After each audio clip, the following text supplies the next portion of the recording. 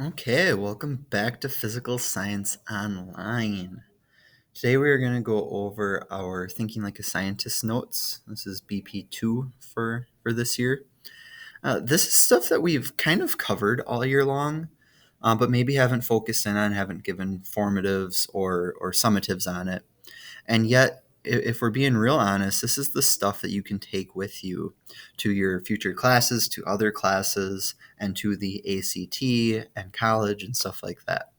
So if we were really trying to focus in on one thing throughout the year, it probably is this stuff. Being able to look at an experiment, to look at a paragraph, and pull out different aspects of it and make sure you actually understand what's going on. With that in mind, let's see what we can do here. So scientific inquiry is when we use claim, evidence, and reasoning, CER model it's called, to explain phenomenons around us. We also sometimes do a prediction, which you might have called a hypothesis in the past. So the hypothesis happens before you do the experiment, kind of like answers or what you think the answer to the question is going to be. It's more of an educated guess or a hypothesis. And it can lead to discussion. Then, after you do the experiment, you can make a claim about what you think happened. The answer is kind of like a one-sentence answer to what actually happened. It has to be based on evidence.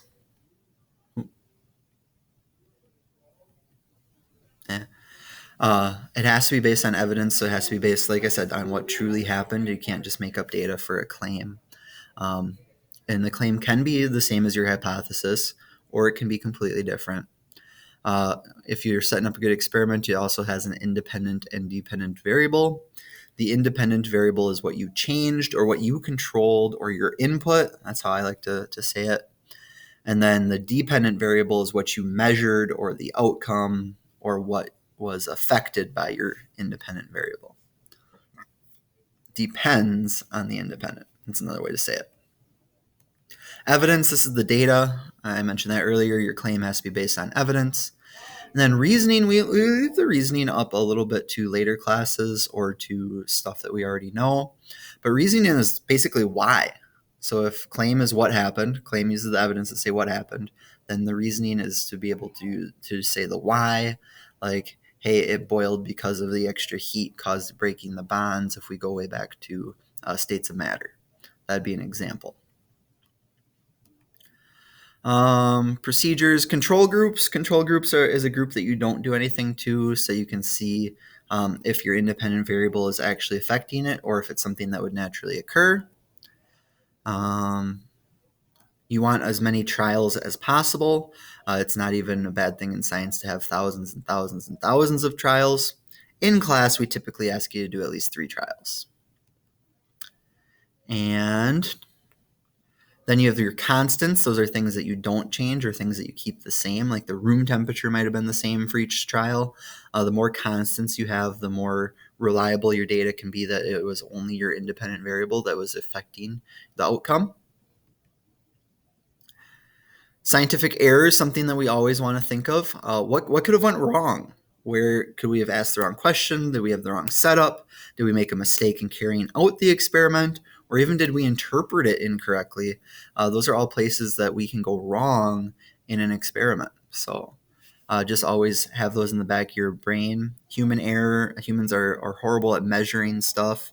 That's often the error, especially in our class where we're not using supercomputers to do everything for us.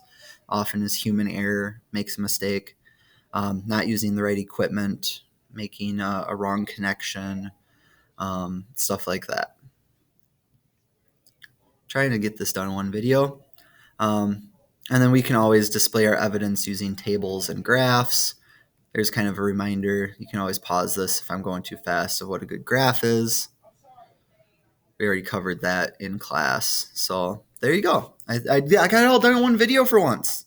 Congrats to me, although you might have to pause and go back a few times. Hopefully it all looked familiar, and we'll see you later. Bye.